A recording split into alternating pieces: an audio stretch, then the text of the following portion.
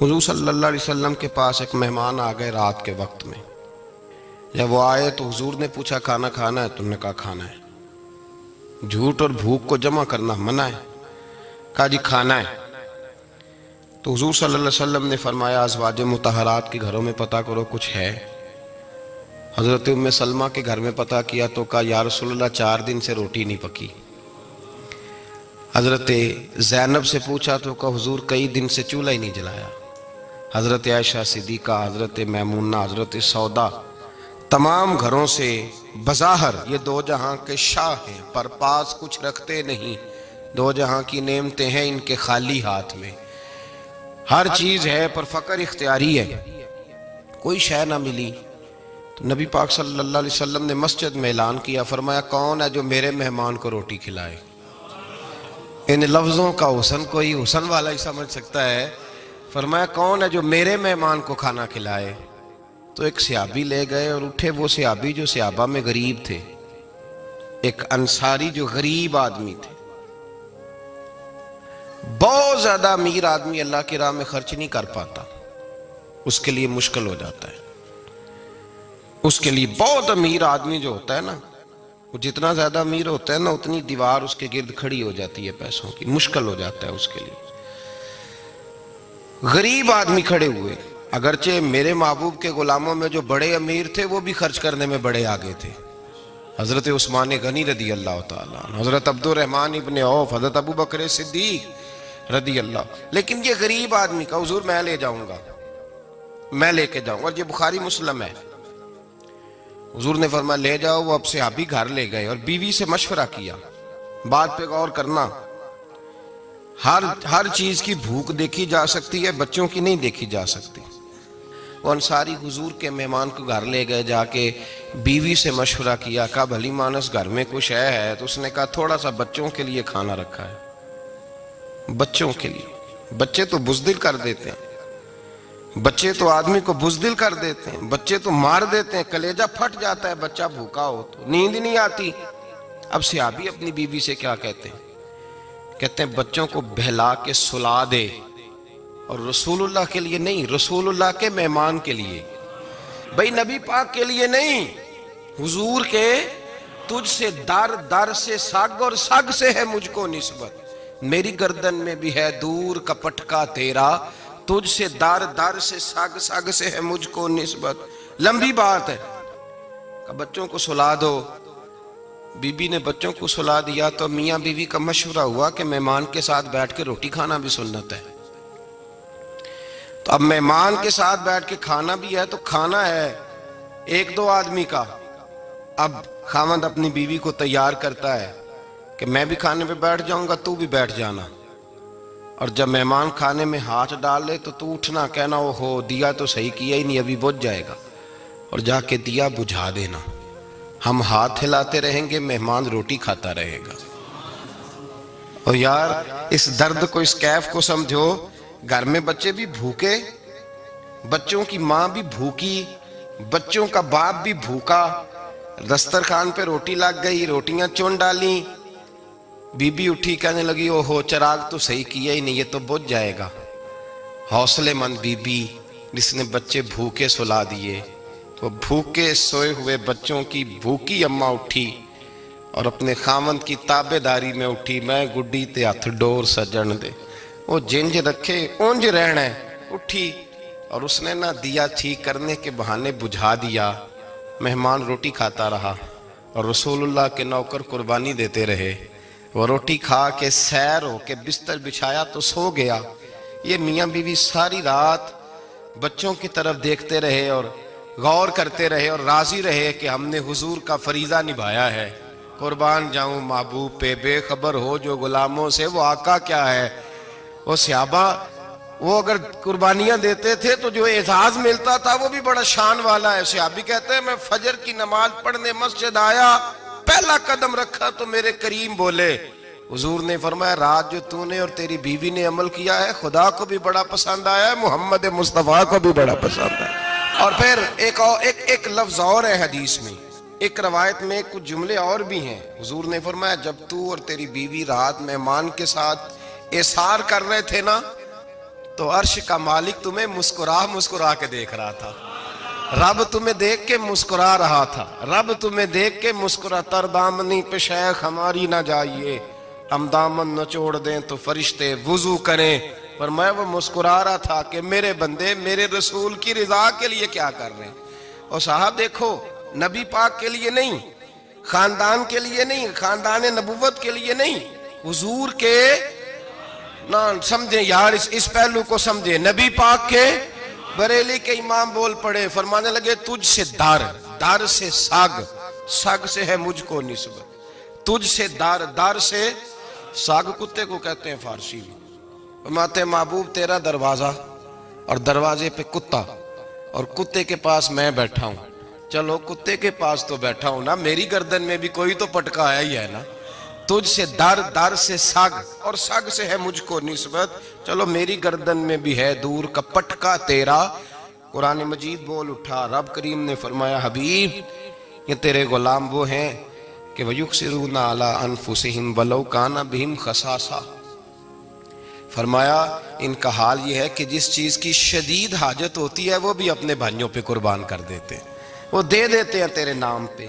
جب مکے والے مدینے آئے, انصار مدینہ, تو میرے مصطفیٰ کریم نے فرمایا نہ تمہاری نسلیں ایک ہیں نہ قبیلے ایک ہیں, لیکن تمہارا نبی ایک ہے, تمہارا رسول ایک, خدا ایک, کتاب ایک, تمہارا میری وجہ سے رشتہ ہے. چلو اپنے بھائیوں کے ساتھ احسار کرو, چلو احسار کرو.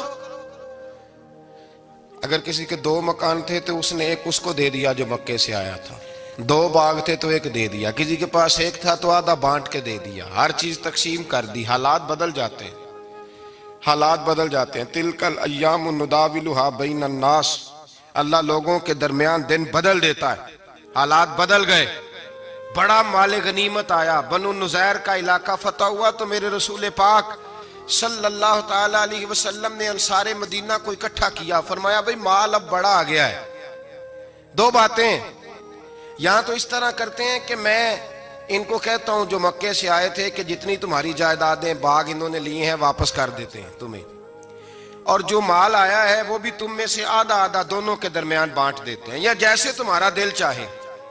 تمہارے مال بھی واپس کرتے ہیں, اور جو وہاں سے مال آیا وہ تمہارے بیچ بانٹ دیتے ہیں, یا اگر تم کہو تو یہ مال ان کو دے دیتے ہیں مہاجرین کو, اور تمہیں تمہارے مال واپس مل جاتے ہیں.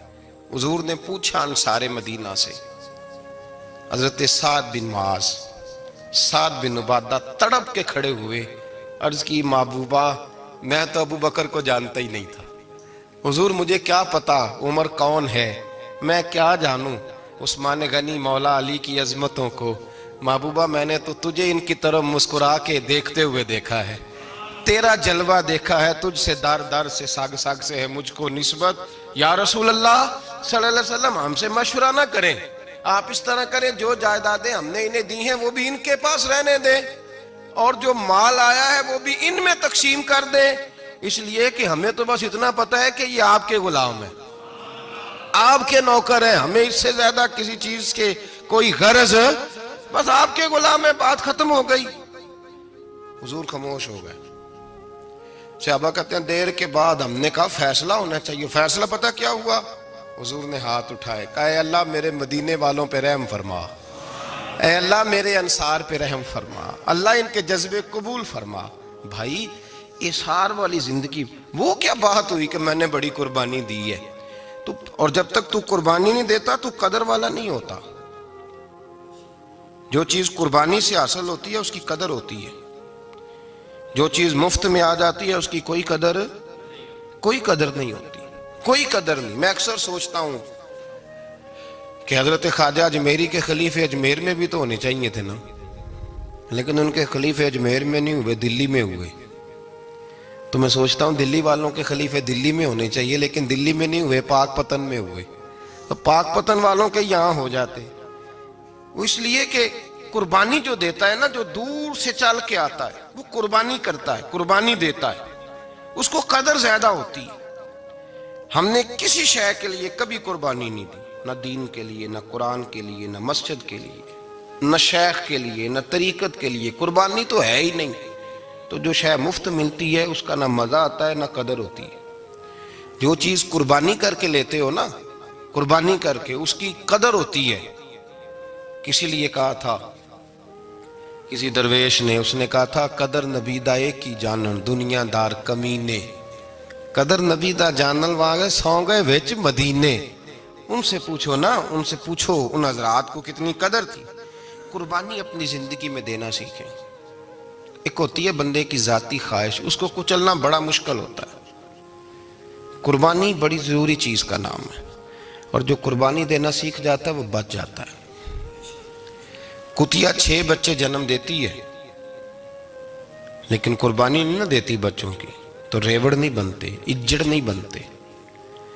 بکری 2 بچے پیدا کرتی ہے اور سال کے بعد ہزاروں بچوں، لاکھوں بچوں کی قربانی دیتی ہے، پر پھر بھی جدھر جاؤ بکرے ہی بکرے نظر آتے ہیں.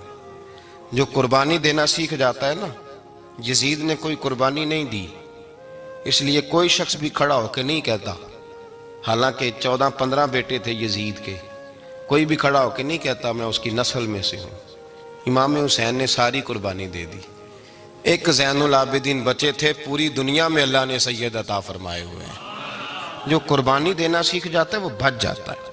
ہم نا قربانی کیا، ہمارے پاس تو اضافی شے ہے وہی دینے کو تیار نہیں.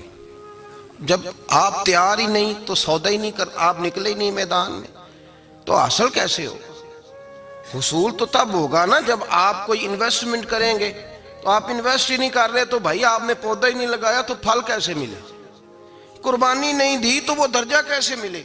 اس کے لیے تو قربانی ضروری ہے. اب تمام صحابہ کی زندگی پڑھ لیں، حضرت ابو بکر سے لے کر حضرت بلال تک، یہ سارے قربانی والے ہیں. آپ تمام اولیاء کی صفت پڑھ لیں، حضرت غوث اعظم، جیلانی، داتا علی اجویری، خواجہ معین الدین، یہ سب قربانی والے لوگ ہیں.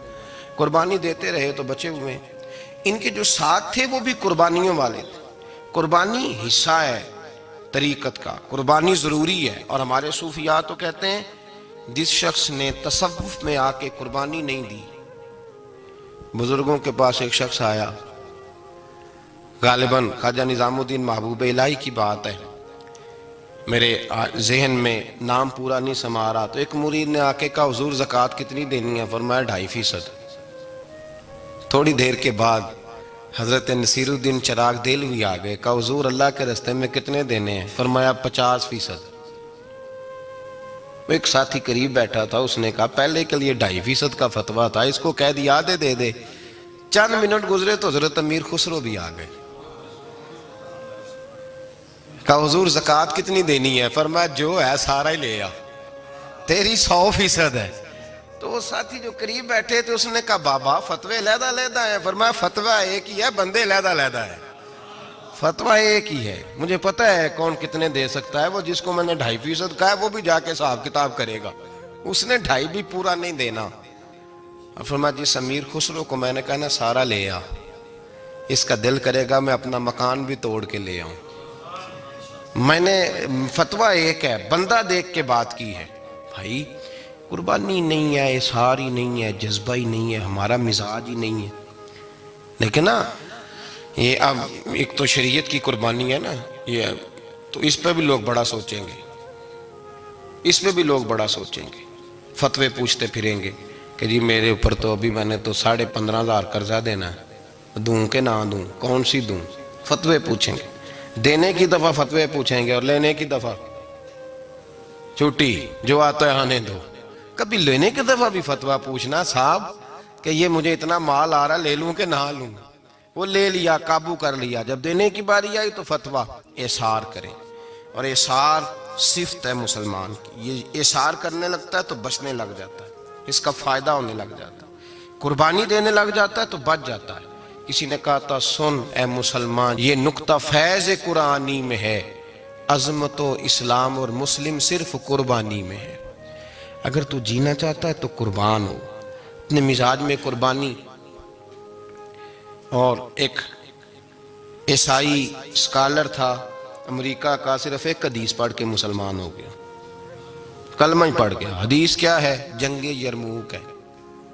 تو 7 صحابہ زخمی ہیں، چور چور زخموں سے لیٹے ہوئے، گرمی بڑی شدید ہے، العطش العطش، پیاس پیاس پیاس پکارے. ایک صحابی، ایک آدمی دوڑا دوڑا آیا، پانی کا برتن ہاتھ میں ہے، اس کے منہ کے قریب پانی کیا تو قریب ایک اور زخمی نے کہا میں بھی پیاسا ہوں۔ زخموں سے چور چور شخص نے، میدان میں پڑے ہوئے آدمی نے کہا یار پہلے اسے پلا دو، وہ زیادہ پیاسا ہے۔ وہ کہتا ہے میں جب اس کے پاس گیا، اس کو پانی دینے لگا تو ایک آدمی قریب سے اور بولا یار میرے تو زبان پہ زخم ہے، دوڑ کے آؤ، بڑی پیاس ہے۔ کہتا ہے میں نے پانی کا کٹورا اس کے قریب جو کیا تو چوتھا بول پڑا۔ اس نے کہا ادھر لے جاؤ یار، میرا گزارا ہو جائے گا، کام چل جائے گا۔ وہ کہتا ہے پانچواں بول پڑا تو چوتھے نے انکار کر دیا، میں نہیں پیوں گا، پہلے اس کے پاس لے جاؤ۔ کہتا ہے حد ہو گئی۔ ساتویں تک میں آیا، اور جب میں ساتویں تک آیا تو پہلے نے پھر چیخ ماری۔ تو فرماتے ہیں وہ ساتواں کہنے لگا نہیں ادھر لے جا یار، اس کو پیاس زیادہ لگی ہوئی ہے۔ کہتے ہیں جب میں اس تک گیا تو وہ جام شہادت نوش کر چکا تھا۔ پلٹ کے دوسرے کے پاس آیا تو وہ بھی فوت ہو گیا۔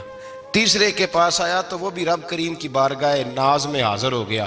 ساتوں شہید ہو گئے تو پانی کا کٹورا میرے ہاتھ میں رہا۔ میں کبھی آسمان دیکھتا، کبھی زمین دیکھتا، کبھی پانی دیکھتا، کبھی میں ان 7 شہیدوں کے چہرے دیکھتا۔ پھر دل میں خیال آیا یہ تو گردنیں کاٹنے والے تھے، یہ تو ایک دوسرے کو قتل کرنے والے تھے، یہ تو خون پینے والے تھے۔ آج یہ سارے اس لیے کر رہے ہیں کہ سارے محمد عربی کے غلام بن گئے، رسول اللہ صلی اللہ علیہ وسلم کے نوکر بن گئے۔ وہ کہتا میں نے حدیث پڑھی تو میں مسلمان ہو گیا۔ میں نے کہا یہ جذبے دنیا دار بندہ پیدا نہیں کر سکتا، یہ جس نے جذبہ پیدا کیا ہے وہ اللہ کا سچا رسول ہے۔ میرے بھائی اظہار کا مزاج پیدا کریں۔ قربانی تو نہیں رہی معاشرے میں، اظہار ہی تو نہیں ہے۔ ہم روایتیں پڑھتے ہیں سنتے ہیں، لیکن آپ یقین کریں پنکھے کے نیچے مسجد میں ایک دوسرے کو جگہ دینے کو تیار نہیں۔ پنکھا ہے نا چل رہا ہے تو کوشش ہے کہ مجھے عین اس جگہ ملے جہاں پنکھا چل رہا ہے۔ اتنا بھی اظہار کرنے کو لوگ تیار نہیں، اتنا بھی۔ اور درجے بڑے بڑے لینے چاہتے ہیں، بڑے بڑے درجے۔ وہ ہمارے پاس لوگ آتے ہیں، 2-4 لفظ لکھے ہوتے ہیں نا نام کے ساتھ، کوئی علامہ لکھ دیتا ہے، کوئی پیر صاحب لکھ دیتا ہے، تو لوگ بڑی باتیں پوچھ لیتے ہیں۔ کئی دفعہ آ کے پوچھتے ہیں میرا زیارت کرنے کو دل کرتا ہے۔ میں کہتا ہوں یار تو نے آخری سیڑھی پہ پیر رکھ دیا ہے، بالکل آخری پہ۔ دل تو تیرا جس چیز کو کرے گا تو وہ کرنے لگ جائے گا۔ پہلے شروع تو حضرت جنید بغدادی رحمت اللہ تعالی علیہ، وہ دریا کنارے کھڑے تھے تو آپ دریا کے اندر پیر رکھا آگے جانے کے لیے۔ یہ اعلیٰ حضرت نے لکھا ہے واقعہ ملفوظات شریف میں۔ دریا پار کرنے کے لیے پیر رکھا تو ایک شخص کہنے لگا حضور مجھے بھی ساتھ لے لیں۔ آپ نے فرمایا میں دریا پار کروں گا تو اس طرح کرنا، میرا کرتا پکڑ لے اور یا جنید یا جنید کہنا شروع کر دے۔ یا جنید یا جنید، اس پہ فتویٰ بھی لگ جاتا ہے، پر کیا کرے، مسئلہ تو صحیح ہے نا۔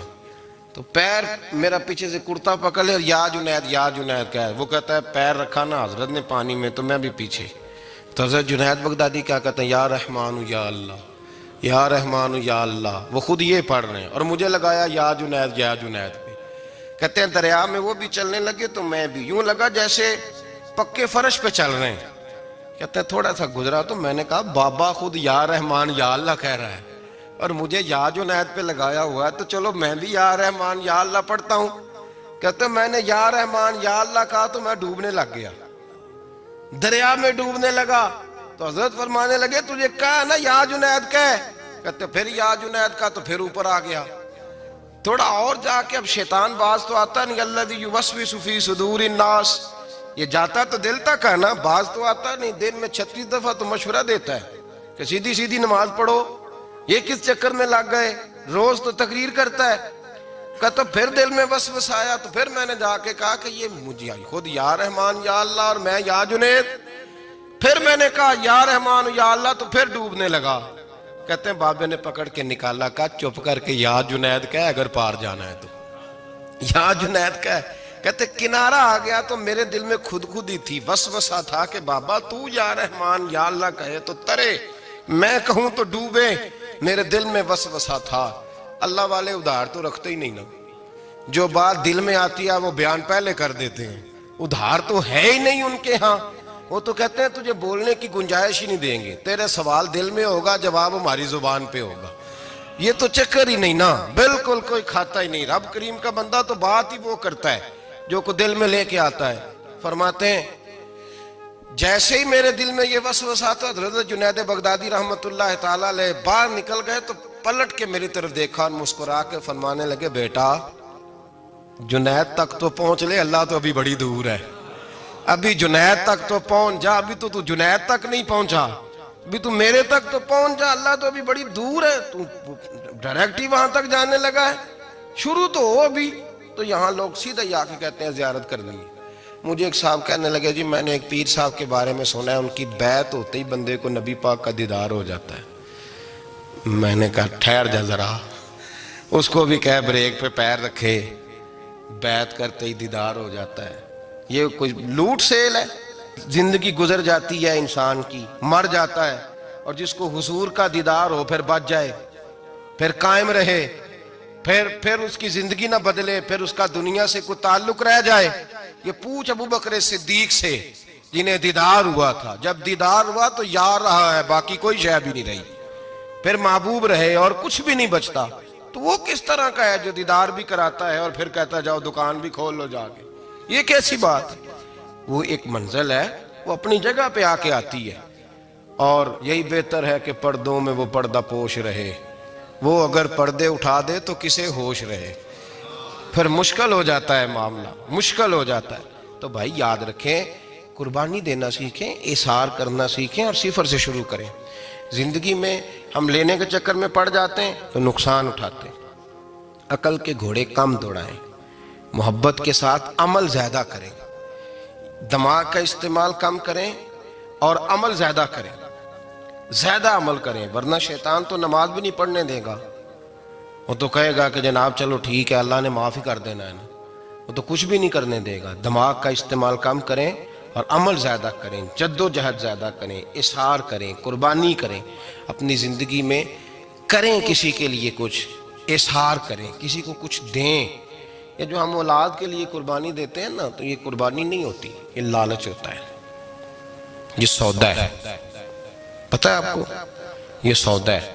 ہم بچپن میں ان کی خدمت کریں گے، یہ بڑھاپے میں ہماری خدمت کریں گے، تو یہ تو تجارت ہے، یہ کوئی اصول نہیں۔ میرے بچے بڑے ہو گئے تو مجھے خیر صلی اللہ، یہ تجارت ہے بھائی، یہ تجارت ہے، یہ قربانی نہیں، تو تجارت ہے۔